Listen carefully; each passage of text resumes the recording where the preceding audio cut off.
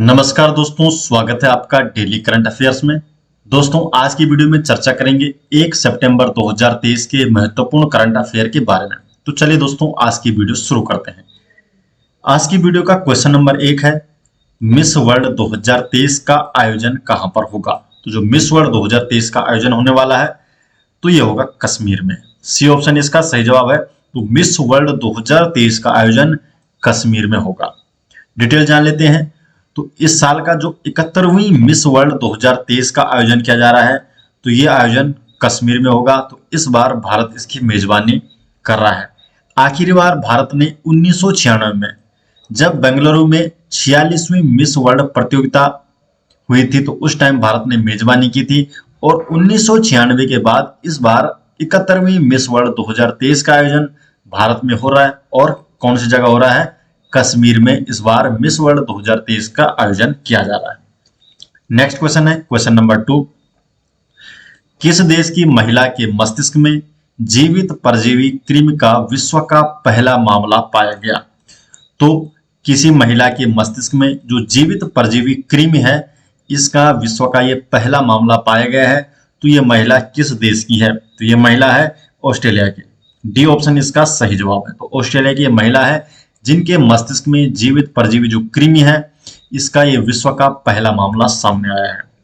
तो डिटेल जान लेते हैं। तो दुनिया के जो पहले मामले में इसमें एक 64 वर्षीय ऑस्ट्रेलियाई महिला, इनके मस्तिष्क से सर्जरी के दौरान एक जीवित कृमि निकाला गया है और इस कृमि की लंबाई लगभग 8 सेंटीमीटर है। तो ये विश्व का पहला मामला है जब किसी महिला के मस्तिष्क में जीवित कृमि पाया गया। नेक्स्ट क्वेश्चन है क्वेश्चन नंबर 3। राष्ट्रीय खेल दिवस के अवसर पर खेल मंत्री अनुराग ठाकुर ने कौन सा पोर्टल लॉन्च किया है?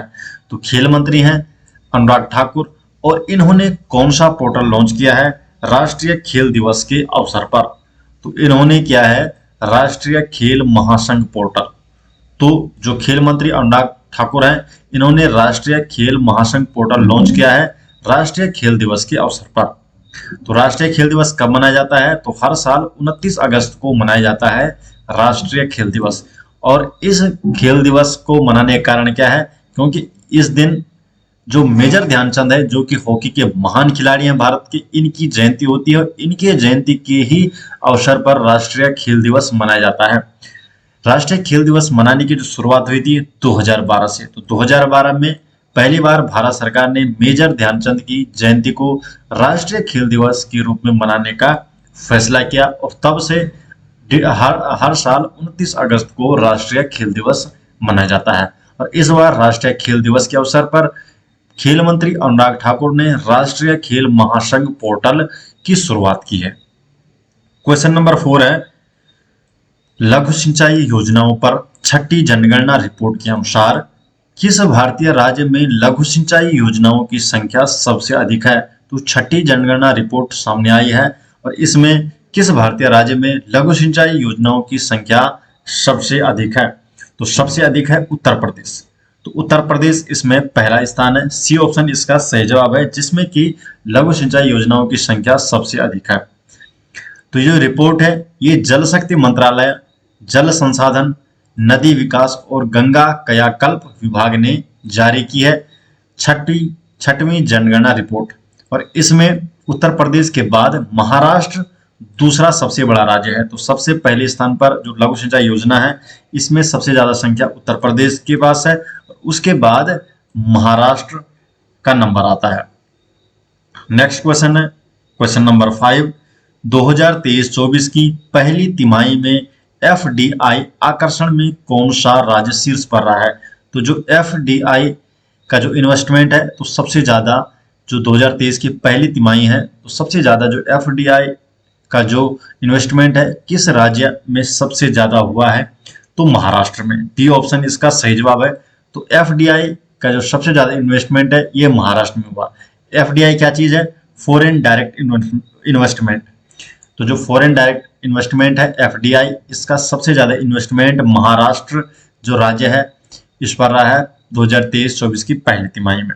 क्वेश्चन नंबर 6 है, Tata power renewable energy limited किस राज्य में 28.12 मेगावाट के ग्रीन एनर्जी प्रोजेक्ट के लिए समझौता किया है? तो टाटा पावर की जो क्या है रिन्यूएबल एनर्जी लिमिटेड है, इसने 28.12 मेगावाट जो ग्रीन एनर्जी प्रोजेक्ट है ये कहां लॉन्च किया है? तो ये क्या है महाराष्ट्र में। ए ऑप्शन इसका सही जवाब है। तो महाराष्ट्र राज्य में 28.12 मेगावाट के ग्रीन एनर्जी प्रोजेक्ट के लिए समझौता किया है। डिटेल जान लेते हैं। जो Tata power renewable energy limited है TPREL, इन्होंने महाराष्ट्र में 28.12 मेगावाट ग्रीन एनर्जी प्लांट स्थापित करने के लिए समझौता किया है। और यह समझौता इन्होंने किया है शानियो special steel manufacture India private limited SSMI के साथ। और ये जो प्लांट है ये महाराष्ट्र के सोलापुर जिले के आचे गांव, तो आचे गांव में स्थापित होगा, जो कि सोलापुर जिला में है, महाराष्ट्र का सोलापुर जिले में ये स्थापित किया जाएगा ये प्लांट।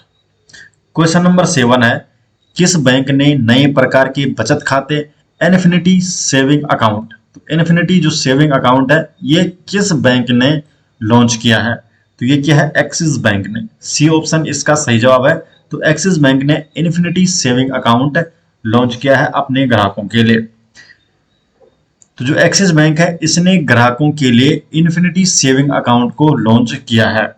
और ये अपनी तरह का एक पहला नया बचत खाता है जो कि इन्फिनिटी सेविंग अकाउंट ये सर्विस देगा एक्सिस बैंक। इसमें क्या होगा कि जो ग्राहक है ये वीडियो KYC प्रक्रिया के जरिए पूरी तरह से एक डिजिटल तरीके से अकाउंट ओपन करा सकते हैं इसमें। क्वेश्चन नंबर 8 है, युद्धपोत महेंद्रगिरी को, तो युद्धपोत कौन सा किस नाम से? महेंद्रगिरी।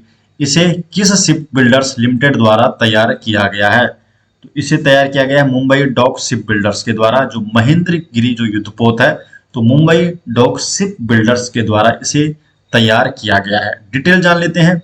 तो मुंबई के जो Mazagon dock ship builders limited है इसके द्वारा तैयार किया गया युद्धपोत है महेंद्रगिरी, जिसे कि 1 सितंबर 2023 को लॉन्च किया जाएगा। तो जो युद्धपोत महेंद्रगिरी है इसे 1 सितंबर 2023 को लॉन्च किया जाएगा। और इसको लॉन्च करेंगी डॉक्टर सुदेश धनखड़, ये इस युद्धपोत का शुभारंभ करेगी। डॉक्टर सुदेश धनखड़ कौन है? ये उपराष्ट्रपति जगदीश धनखड़ की पत्नी है। तो ये जो महेंद्रगिरी युद्धपोत है इसका शुभारंभ करेगी। जो ये युद्धपोत है तो ये भारतीय नौसेना के प्रोजेक्ट 17A के तहत 7वां और आखिरी स्टील्थ फ्रिगेट है। तो स्टील्थ जो क्या है युद्धपोत है ये 17A के तहत 7वां और आखिरी है। जो फ्रिगेट है, तो फ्रिगेट क्या होता है? फ्रिगेट बोले तो एक प्रकार का युद्धपोत, ये एक जंगी जहाज होता है। जबकि जो स्टील्थ फ्रिगेट है इसमें स्टील्थ टेक्नोलॉजी का उपयोग किया जाता है। और जो स्टील्थ टेक्नोलॉजी है इसकी मदद से क्या किया जाता है? तो जो फ्रिगेट होता है, जो युद्धपोत होता है या जो जंगी जहाज होता है, इसको सोनार, इंफ्रारेड मेथड और रडार इन दोनों से बचाया जा सकता है। तो जो टेक्नोलॉजी है ये इन दोनों से इसे बचाती है।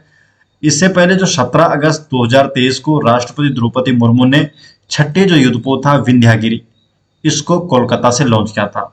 तो छठा युद्धपोत कौन था? विंध्यागिरी, जिसे कि राष्ट्रपति द्रौपदी मुर्मू द्वारा कोलकाता से लॉन्च किया गया था। और इस बार जो युद्धपोत है महेंद्रगिरी है इसे 1 सितंबर 2023 को लॉन्च किया जाएगा। नेक्स्ट क्वेश्चन है क्वेश्चन नंबर 9, मुख्यमंत्री कन्या सुमंगला योजना की धनराशि बढ़ा दी गई है, यह किस राज्य से संबंधित है? तो जो मुख्यमंत्री कन्या सुमंगला योजना है ये उत्तर प्रदेश से संबंधित है। सी ऑप्शन सही जवाब है। तो उत्तर प्रदेश जो राज्य की योजना है मुख्यमंत्री कन्या सुमंगला योजना, अब इसकी धनराशि बढ़ा दी गई है। कितनी बढ़ा दी गई इसके बारे में जान लेते हैं। तो उत्तर प्रदेश के जो मुख्यमंत्री हैं योगी आदित्यनाथ, और इन्होंने मुख्यमंत्री कन्या सुमंगला योजना के लाभार्थियों की जो धनराशि है अब इसे 15,000 से बढ़ाकर 25,000 करने की इन्होंने घोषणा की है। तो जो ये योजना है मुख्यमंत्री कन्या सुमंगला योजना, इसकी शुरुआत कब हुई थी? तो 2019 में। तो 2019 में इसकी शुरुआत की गई थी। और इसका उद्देश्य क्या है? तो उद्देश्य है लड़कियों को उनकी शिक्षा पूरी करने और एक बेहतर भविष्य के लिए वित्तीय सहायता प्रदान की जाती है। और इसकी धनराशि 15,000 से बढ़ाकर 25,000 कर दी है। नाम क्या है योजना का? मुख्यमंत्री कन्या सुमंगला योजना, जो कि उत्तर प्रदेश की एक योजना है। क्वेश्चन नंबर 10 है, विश्व संस्कृत दिवस प्रतिवर्ष कब मनाया जाता है? तो जो विश्व संस्कृत दिवस है ये प्रत्येक वर्ष 31 अगस्त को मनाया जाता है। तो विश्व संस्कृत दिवस 31 अगस्त को मनाया जाता है। नेक्स्ट क्वेश्चन है क्वेश्चन नंबर 11। हाल ही में किस शहर ने air quality early warning system अपनाया है? तो जो air quality early warning system है तो ये किस शहर के द्वारा अपनाया गया है? तो कोलकाता के द्वारा। बी ऑप्शन इसका सही जवाब है। डिटेल जान लेते हैं। तो जो भारतीय शहर कोलकाता है, तो कोलकाता ने जो पुणे स्थित भारतीय उष्णकटिबंधीय मौसम विज्ञान संस्थान Indian institute of tropical metrology इसके द्वारा विकसित वायु गुणवत्ता प्रारंभिक चेतावनी प्रणाली AQEWS air quality early warning system है, इसे अपनाया है। तो ये जो प्रणाली है ये क्या करेगी? जो शहर के भीतर बढ़ते वायु प्रदूषण के स्तर से निपटने में मदद करेगी और इसके जरिए वायु प्रदूषण का जो डेटा और पूर्वानुमान है इन दोनों को लगाया जा सकेगा, ये इसका उद्देश्य है। तो दोस्तों ये हो गए आज के करंट अफेयर और ये सभी करंट अफेयर्स आपको मिल जाएंगे हमारी वेबसाइट में, जिसका लिंक आपको डिस्क्रिप्शन में देखने को मिल जाएगा। आप डिस्क्रिप्शन जाइए और वहां से ये सभी नोट्स आपको हमारी वेबसाइट में देखने को मिल जाएंगे, जहां से आप इन्हें रीड कर सकते हैं। तो मिलते हैं दोस्तों नेक्स्ट वीडियो के साथ, तब तक के लिए आपका बहुत बहुत धन्यवाद।